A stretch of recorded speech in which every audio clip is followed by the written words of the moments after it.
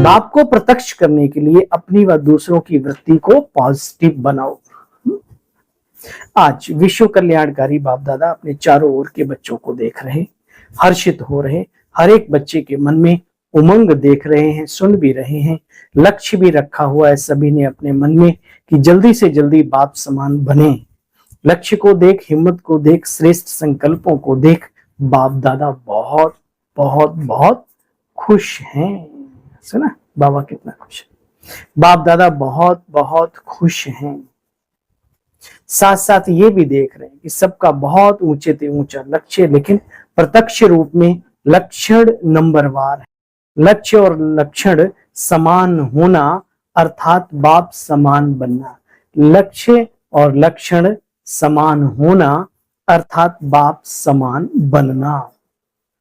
जो सेवा की स्टेज पर निमित्त बच्चे हैं वह सदा एक ही संकल्प में रहते हैं कि हम अपने प्राण प्रीतम प्रभु पिता परमात्मा को, बाप दादा को प्रत्यक्ष कैसे करें, कब प्रत्यक्ष होगा, ऐसे संकल्प चलता है ना।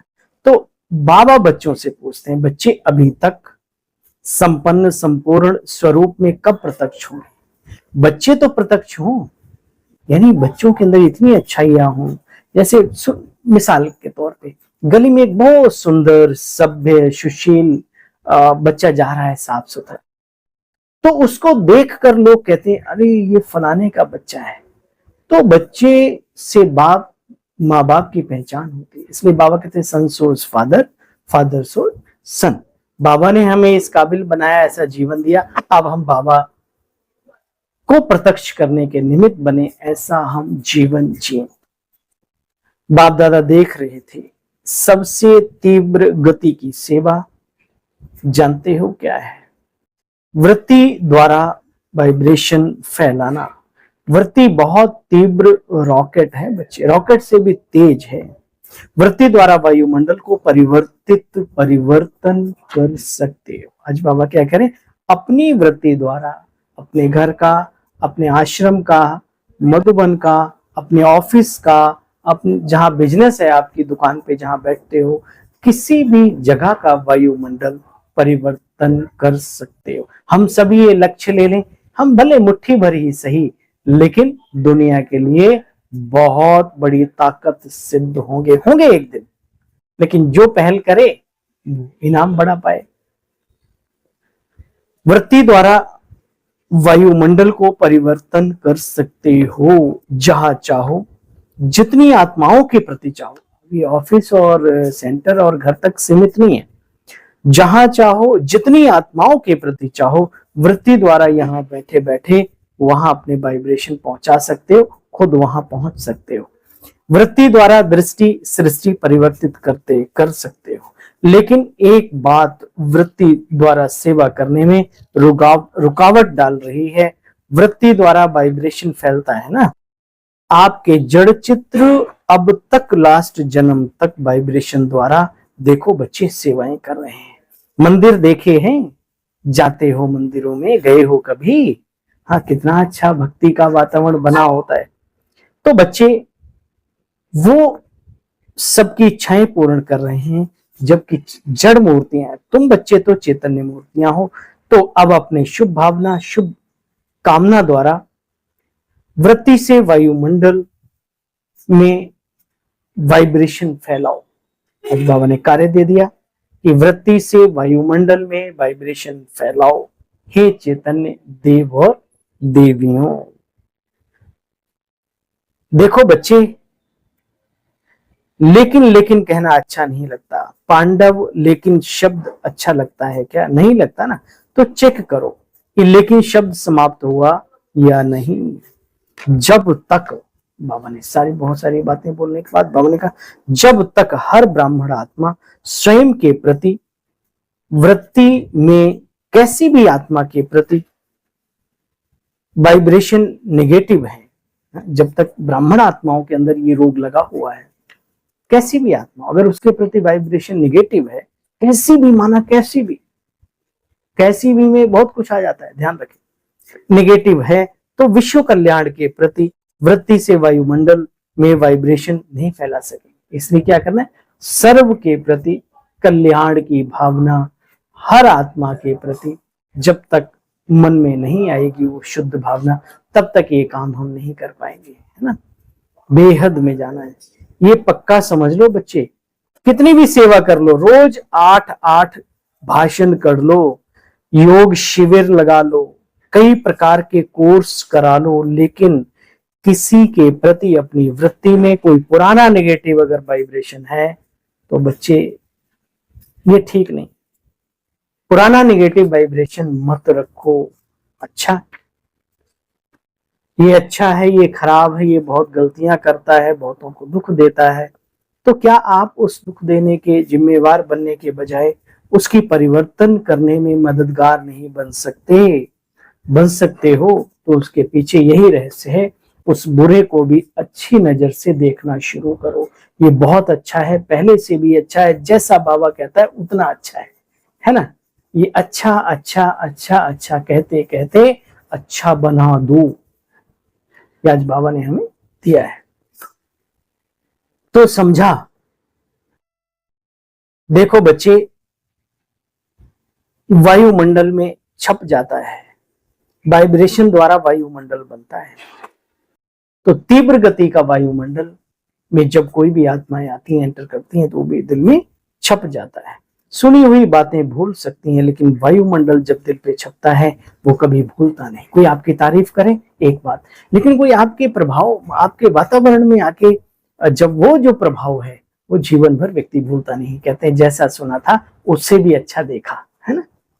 देखो बच्चे, ऐसे है ना, तो बाप दादा सुनते रहते हैं प्रत्यक्षता का भोगी। आपस में भी रो रिहान करते हो, प्रवृत्ति में हो, कहीं भी हो बच्चे, लेकिन वायुमंडल को पावरफुल बनाओ। वायुमंडल पावरफुल हो, चारों ओर का वायुमंडल अगर संपूर्ण निर्विघ्न, रहम दिल, शुभ भावना, शुभ कामना वाला होगा, बन जाएगा, तो प्रत्यक्षता करने में बाप की देरी नहीं लगेगी। अच्छा, अभी बाप दादा ने जो डेट दी वो बाप दादा को याद है, पूछेंगे बच्चे, ठीक है। वृत्ति में, दृष्टि में, बोल में, रहम दिल, शुभ भावना, शुभ कामना वाली आत्मा कितने परसेंटेज में रहे हो? अभी भी 15 दिन तो होंगे ना बाबा के अगले टर्म में आने के, तो बच्चे अच्छा है।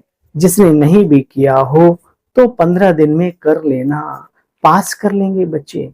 बीती को बिंदी लगाना और रहम के सिंधु बन जाना, क्षमा के सिंधु बन जाना। फिर बाबा ने ड्रिल बच्चों को कराई, कैसे वृत्ति से वाइब्रेशन फैलाए जाते हैं।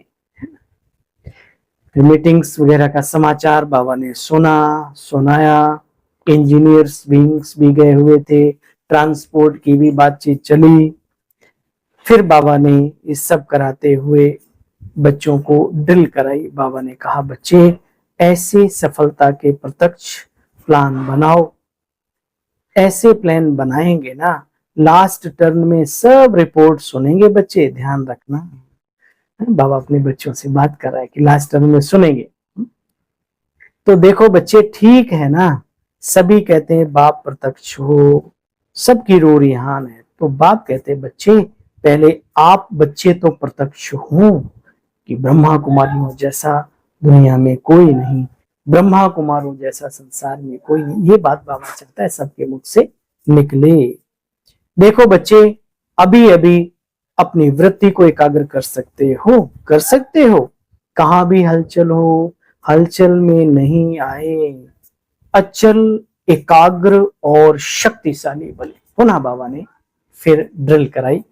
फिर बाबा ने सभी को याद प्यार दिया। चारों ओर के सर्विसेबल बच्चों को सदा अपने श्रेष्ठ वाइब्रेशंस के द्वारा सेवा करने वाले तीव्र गति के पुरुषार्थी बच्चों को सदा क्षमा के सागर, शुभ भावना, शुभ कामना द्वारा बहुत कमजोर आत्माओं को भी शक्तिशाली बनाने वाले ऐसे मास्टर सर्वशक्तिमान बच्चों को बाप दादा का बहुत बहुत याद प्यार और नमस्ते। हम सब बच्चों के लिए बाबा आपको नमस्ते नमस्ते।